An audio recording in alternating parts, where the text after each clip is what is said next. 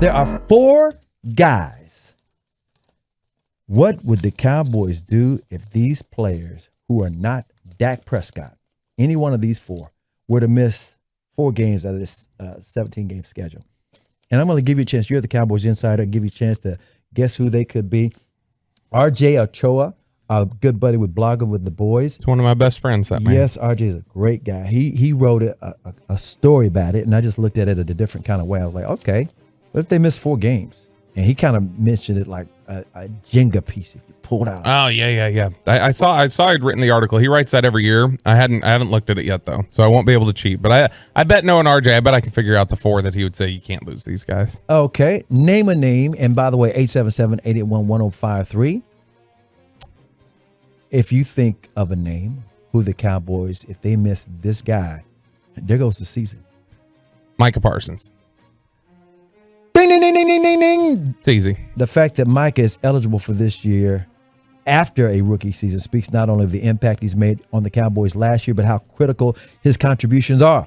Ultimately, Parsons is an arguable Jenga piece because unlike everybody else, he's 2 pieces in one. Let's see here. I think that's a good point. Because he does so much for them. He's great. You know, he's was really improving in coverage at the end of last year. He wasn't asked to do a lot of it early in the season, but near the end of last year when he was doing some stuff in there, he was doing really great. But yeah, plays the run really well, rushes the passer. I'm going to give you even more. I think the way that Stephen Jones has retooled the team, they're rebuilding. But he retooled the team. It's relying heavily on Dan Quinn's defense to carry them a lot. In other words, they're not going to be an explosive offense next year. And quiet as it's kept, even though the Cowboys averaged over 30 points a game last year, a lot of those points the second half of the season were scored by the defense. Remember, Tank Lawrence and Dak Prescott had a touchdown contest. Yeah. Who's going to score more touchdowns? It was terrible that was a legitimate contest for a while. So just trust me on this. Micah Parsons is a key figure on that Cowboys defense because they're expecting the Cowboys defense to do a lot. Name another guy. There's 3 more guys. If they would have missed 4 games or more, that could impact this team. Let's go with CeeDee Lamb. Ding, ding, ding, ding, ding, ding, ding, ding, ding. There we go. This one is a bit different in that there's some forecasting happening with CeeDee Lamb, although it's sort of what everybody's doing with himself regarding the season. We expect Lamb to become the team's top wide receiver and the most potent weapon in the passing game for Dak Prescott.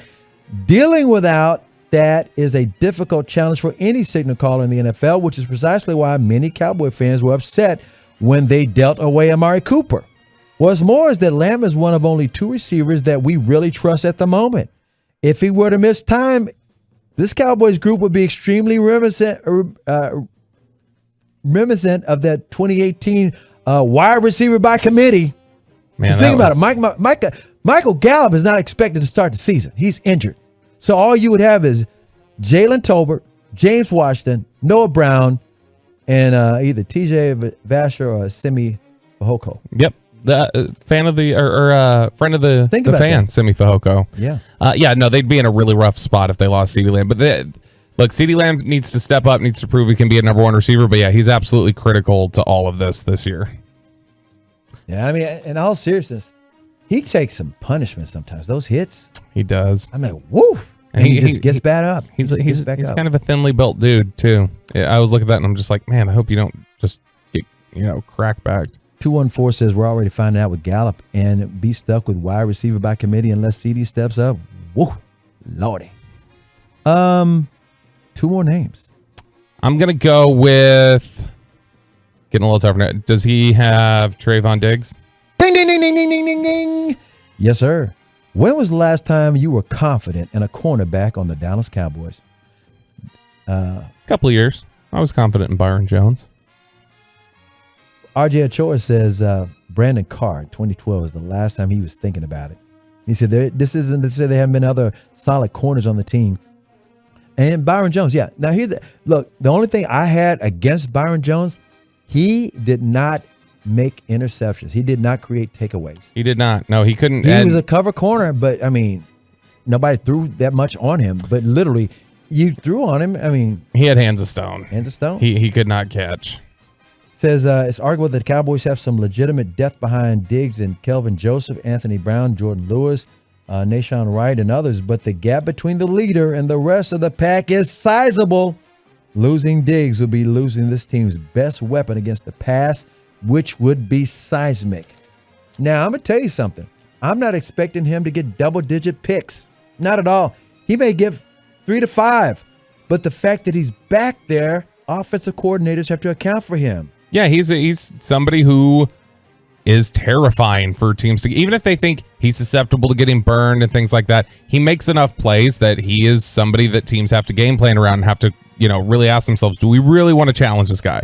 Do we really want to try and push the issue with this guy? Exactly. And the fourth name on RJ Ochoa's list, I'm the one that came up with 4 games. He was just saying the Jenga thing. Right, the Jenga piece.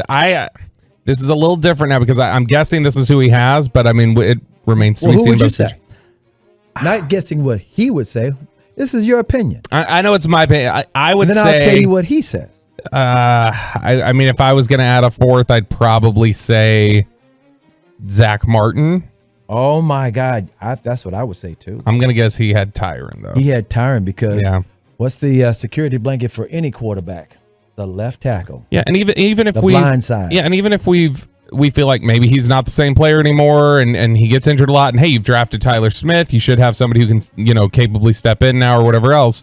The fact remains that's probably a fair one because the fact remains that over the years when they've lost Tyron, they struggle, including last year. When he missed games, they had trouble. And so it's probably fair to have Tyron there. It just remains to be seen how much he's fallen off heading into 2022. As he wrote, honestly, the only thing steering people away from choosing Tyron is the answer for right now. We all expect him to miss some time. It has been several seasons since he last played an entire season. To put that differently, he has never played every single game in the Dak Prescott, Ezekiel Elliott era. Unfortunately, the likelihood of his absence is even more scary in 2022.